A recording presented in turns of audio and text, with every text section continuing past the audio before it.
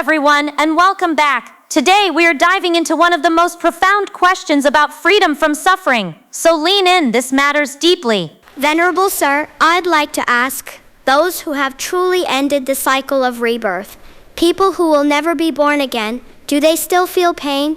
Any kind of suffering at all? Great question, and a crucial one.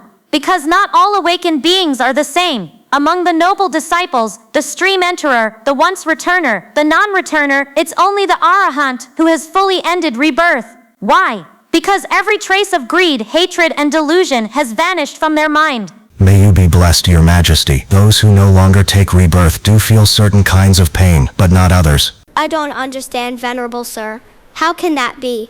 They still feel physical pain, what the Buddha called kayika vedana, but they no longer feel mental pain, citasika vedana. Venerable Sir, why the difference? Because while their body is still made of the 5 aggregates, still subject to aging, injury or illness, it operates under the momentum of past karma. So yes, if they stub a toe or grow old, the body feels it. But the mind, it no longer reacts with fear, anger, despair or craving. The roots of mental suffering, attachment, upadana, aversion, dosa, delusion, moha, have been pulled out completely. No hidden tendencies in asaya remain to stir the mind, so even in great physical pain, their mind stays steady, clear and free, like a mountain unmoved by wind. This, Your Majesty, is exactly what the Buddha, the fully awakened one, taught. So what does this really mean? The Arahants, those fully awakened beings, free from every trace of greed, hatred, and delusion, no longer suffer in the mind. Why? Because mental suffering comes from defilements, and in them those roots are gone completely, but they still feel physical sensations. They feel heat, cold, fatigue, hunger, even pain. If an Arahant touches fire, they know it's hot, and yes, it hurts. That's just how the body works. Take Venerable Moggallana, one of the Buddha's greatest disciples.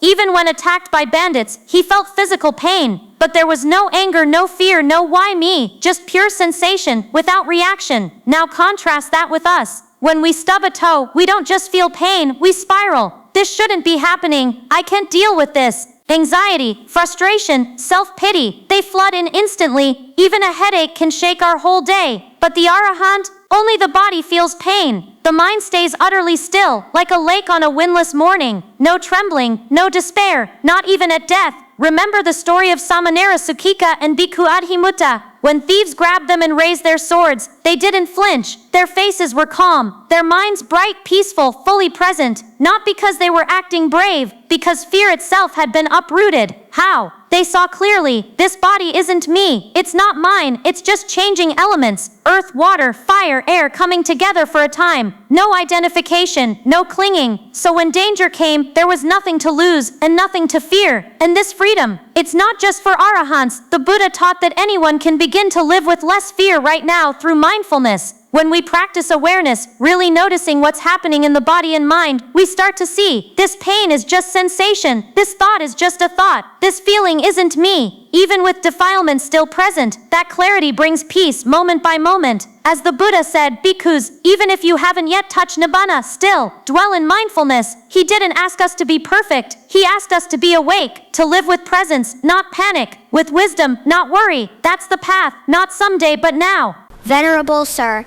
if these perfected ones still feel physical pain, why don't they simply enter final nibbana right away? This is a deep question. Most of Buddhists wonder, if an Arahant is in terrible pain, say from a serious illness or even a brutal attack, and their whole body is filled with discomfort, why don't they just enter final nibbana right then? Why wait? Why endure? That's exactly what the king is wondering. Listen well, Your Majesty, the Arahant feels no pull toward life and no push away from death. They don't want to live, and they don't want to die. They simply wait, fully present, completely at peace, until the time is right. Think of it like this. Long ago, the elder Venerable Diga put it beautifully. I don't rejoice in death. I'm not attached to life. I just wait for the proper moment when this body's time has come to go, or stay, like a worker who's done their shift, calmly waiting for their pay at the agreed hour, not impatient, not clinging. So too do I, free from craving, mindful and steady, await only the right time to enter final nibbana. Whether this body lives or dies, I feel no grief, no longing. My only wish is to let go when the moment is truly ripe, just as a servant offers food only when the king is ready to eat. So Your Majesty, the Arahant doesn't cling to life, and they don't flee toward death. They rest in perfect balance, neither eager to stay, nor averse to leaving, and they remain this way until either their natural lifespan ends, or they consciously choose to release the body.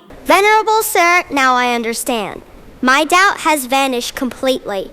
This is vital for us to see, friends. The Arahant does feel physical pain, fever, injury, exhaustion, cold, heat, but there is zero mental suffering, no fear, no resentment, no inner struggle. They don't love being alive, nor do they hate the idea of dying. So when they finally enter parinibbana, it's not because they're escaping pain. It's simply the natural end of a life already fully free. And that's the true mark of liberation, not the absence of pain, but the mind's complete freedom from it.